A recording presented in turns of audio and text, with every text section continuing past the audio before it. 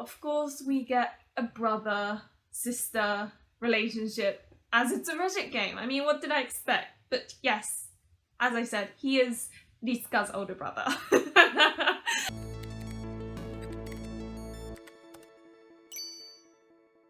Hello everyone, it's Luli, and today I'm going to be doing a review video on an Otome game called Dance with Devils. Now this game was actually an anime originally, so quite a few of us were a little bit concerned about what the quality would turn out to be like. However, we were all pleasantly surprised and I'd like to talk about it. But anyway, before I start, note that although I would not consider any of what I include in this video as spoilers, I'm aware that what I consider spoilers and what you consider spoilers may not quite align. So if you're even a little bit sensitive and you don't even want to know information that you'd find, for example, on the website, then I would swiftly move on. But anyway, let me start. So firstly, the synopsis.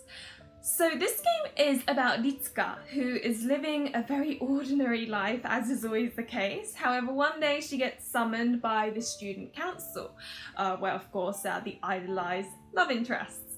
And you know, initially she's like, what have I done wrong? She's really concerned until she discovers that actually they're devils, and then now after this forbidden text, grimoire or something, she's incredibly confused because she's like, I don't own this, I don't know what you're talking about. And they're like, well, you should, so, you know, hand it over. And there's a little bit of this going on.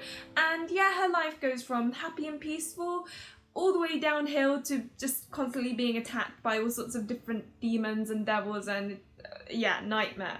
Now, as you can imagine, the whole game is basically about her and one of the allies grow together, like in their relationship, and you know, surviving the difficulties that she must face as a result of being in possession of this forbidden text. I must admit, it is a Rejet game, so, you know, it gets pretty twisted at times, so bear that in mind while you watch this review video. Moving on to the system. Now the system is, you have your typical, you know, skip function where you skip through and it's quite a quick skip function, which is great. You also have the skipped option function, which makes, you know, completing this game relatively quick and simple, which is a really good thing because actually this game has 4 endings. It has 2 human endings, so human ending 1 and 2, and then devil endings of devil 1 and devil 2. Now note that these 4 endings actually really, you know, they are quite different. It's not like Pure Fiore or Taisho Arisu where all the band endings are pretty much the same, where someone dies and you're like, oh well. I know that sounds really bad, but anyway, it's not like that. Each of the endings are distinct and leave quite the impression on your mind, actually. One of the human endings is a happily ever after, while the devil endings, it depends from character to character. Some characters you have what I can sort of call a merry bad ending, which is kind of an ending where, you know, the couple seem happy together in a twisted, weird kind of way, but as someone who's looking into it as a third person, you're like, are you sure you guys are happy? But they seem to be, and it's kind of like a messed up, bittersweet sort of, you could call it a good ending, but it feels more like a bad ending, that sort of thing. So there are, you could call that a bad ending, and so there's 1 happily ever after and 2 bad endings and 1 potentially good, potentially bad ending. So as you can tell, this game is all about the bad endings. And in actual fact, this is also my very first game that I, you know, collected all the bad endings for, because up until that point, I would avoid them like the plague. But anyway. Now, character recommendations. So there is a recommended order, kind of, like after looking through various reviews and stuff. However, I just literally went from my least favorite looking character to my most favorite, and it didn't really seem to have that much of an issue, so I don't think the order really matters that much, apart from Roen, which is a locked character. However, I will tell you what I found to be the recommended order. Now the first character was Rem, which is the poster boy, I guess, followed by Urie, his best friend, followed by Lindo, who is her older brother, followed by Mage, who is the blonde guy, and then Shiki, because, well, explain in a moment, and then Roen because he's a lock character. So that's kind of the recommended order that I have found. And I believe it's kind of, you know, going from poster boy to sort of some that are a bit happier to some that are horrific. And I think towards the end they've put, you know, the horrific characters for those who are a little bit, you know, not used to terrible endings. So you go through the others and you gradually get used to it, and then you get to the last one and you're like, oh my dear God, what is this craziness? Now, there's also something called a binaural mic that's used when recording the voice actors' voices. So when you have your earphones on, it's this weird 3D effect, and that when the love interest comes towards you this way, it almost feels like the voice is here, and vice versa. It really does feel like they're there and speaking to you. So it's really, yeah, it's an interesting feeling. I really enjoy it. Now, the soundtrack isn't particularly like superb, but it's okay. The only issue is that it's fun, but it's clearly on loop because it ends and then unnaturally starts right from the beginning again. So, you know, it literally does feel like you've gotten a classical piece and then put it on loop, which I guess to some people it's a bit of a struggle to get over. I don't really care that much, so I was okay with it. Not to mention it does kind of stick in your mind. I don't know, I thought it was nice. But anyway, next bit, my absolute favourite, character descriptions. So, let me first talk about Rem. Rem is the poster boy. He is a classic kudere trope, and I think what was fun about his route is that he goes from this cool, calm, collected leader guy, because he is the leader of the student council, and quite rightly so. But he goes from that, and you can tell that he's gradually falling for Ritsuka, and it's really cute. But he doesn't get it. So there are moments when you can clearly tell that he's gotten like butterflies or like feels like Ritsuka's pretty or something, and then he kind of hesitates and you can tell he thinks that, but then he doesn't understand it himself, and seeing that is just, oh, my heart. However, he does kind of suffer from poster boy syndrome in that he is quite basic, shall we say. His route's relatively mild in that I don't think it was too messed up, but obviously it's Rejet, so it's still messed up, but it wasn't like as messed up as the others. Now, Urie. Urie is the classic playboy trope. He is always surrounded by girls, and he refers to them as his little butterflies, which kind of makes me laugh. I don't know, I think initially he sees it almost like a game to try and make Ritsuka fall in love with him, and it does kind of irritate me a bit because, you know, this playboy trope, and I'm like, God, I can't wait for you to just end up falling in love with her instead.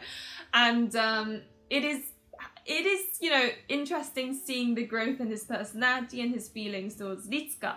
And I felt like this was probably one of the more sweet routes, and some of the endings were beautiful and I adored them. And I think Urie did leave probably one of the biggest impressions out of all the characters in how sweet he was, and definitely the most Otome game type character. Third up is Lindo.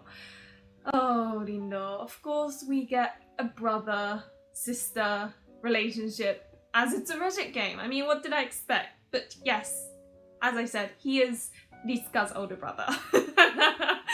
And yes, so we've got a forbidden, weird sibling thing going on here. But as I said, Rejet. And I personally am a sucker for that trope because I just find it so ridiculous that it's so like gossipy and juicy. But of course, if you're not too fond of it and the thought makes you go, then maybe skip that route. But he is obsessive, bit too protective of Ritsuka, I'd say.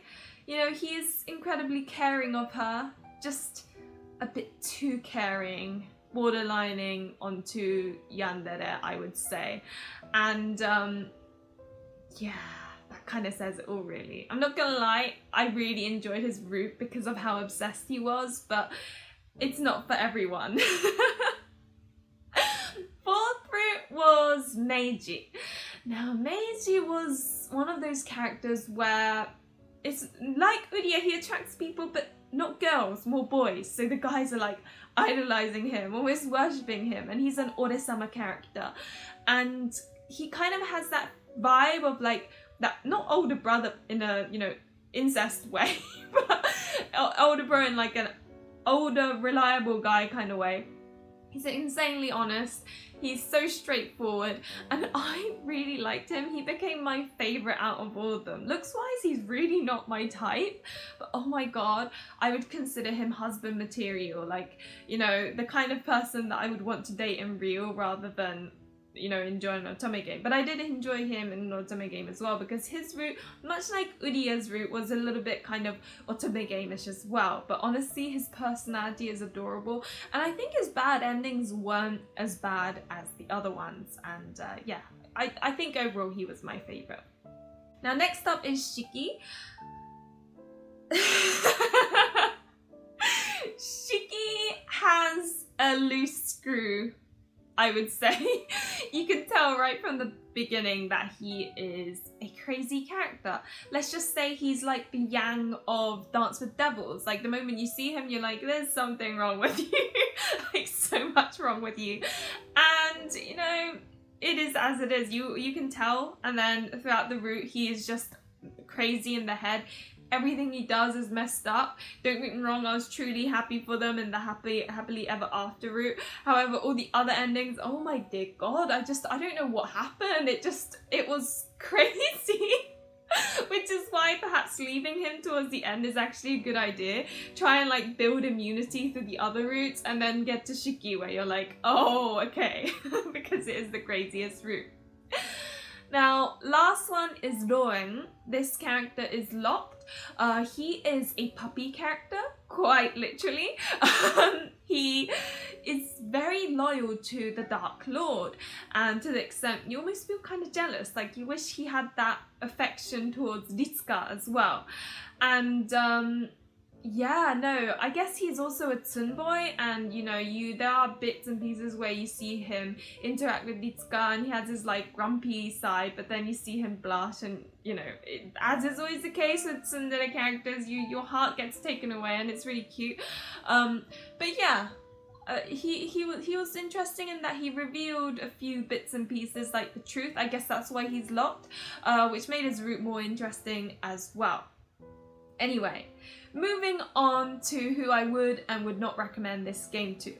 I would recommend this game to those who adore, you know, supernatural devils. So if you want to fall in love with a devil, like someone that's not human, then this is a perfect game for you, because love interests are all like weird and not human. In all sorts of different ways. And yeah, they're all devils, but they're different kind of devils, which gives variety as well. I would also recommend it to those who adore bad endings, because this game is bad ending galore. Like, honestly, as I said, even the good ending is more like a merry bad ending. You do get one, you know, happily ever after for each one, so don't be scared about there not being a good ending. But I think it is all about the bad endings and that messed up twistedness. So yeah, if you like twisted craziness alongside bad endings, this game is perfect for you. Also, make sure that you're comfortable in sort of things like gore and death. I would highly recommend it to those who are okay with that, because, you know, there was quite a lot of bloodshed. And note that the deaths aren't just, you know, they die. It's, you see their thought process of why they die, and then they die in all sorts of ways, and it's definitely not for the faint-hearted in that sense. Now, moving on to who I would not recommend this game to. I would not recommend it to those who want like a chilled out, slice of life, calm, nothing bad happens type of Otome game, because this one, honestly, as is expected of a Rejet game, insanely crazy. So, you know, you've got like, if you want just something that's her going to school and like falling in love and oh, it's really sweet, and you don't want like emotional roller coasters, then avoid this game, because as I said, crazy. I would also not recommend it to those who aren't really into like supernatural or non-human characters. If that puts you off, then I would also not recommend it. I would also not recommend it to those who feel uncomfortable by gore and death, because those are themes that constantly come up. And also, if you're the type that can't deal with ASMR, then I may not like listen to it with earphones because like the 3D effect is quite, like when they whisper it has ASMR effect. You're like, oh, what's going on? But yeah, that summarizes it, I think. Now finally, my rating. I would personally give it a 4 out of 5. Now this may be a little bit biased in that it was the first ever game I finished all endings for, including the bad endings, which prior to this game I would avoid at all costs. So it could be a little bit of a bias there, in which it almost felt like my first Otome game in that sense. And yes, as many of you probably know, I do love a twisted, crazy, effed up type of Otome game that makes my jaw drop, like doesn't fail to do that. I adore that sort of thing. This was so juicy in so many ways. Like I wish this was a spoiler video so that I could like tell you all about the crazy stuff that happened. However, it is non-spoiler, so I'm just gonna and yeah, overall I just really enjoyed it. I felt like the skip function was quick enough that it didn't ruin the experience. All 4 endings were, you know, distinct, so I didn't feel like it was playing the same game over and over again. It didn't have any of that repetitive feel, and if there is something lacking, I would say that I wasn't too fond of the, you know, art style, and the music was a little bit repetitive at times. But other than that, the story, the characters, oh, my beloved Mage, and yeah, just, I don't know, the theme of it, everything about it was right up my street. But anyway, thus ends my review of Dance with Devils. As is always the case, thank you very much for watching. Remember to like and subscribe if you enjoyed the content. And today's question is, which of these Dance with Devil characters are you most attracted to? Anyway, thank you very much, and hopefully I'll see you in another one of my videos or streams. Bye!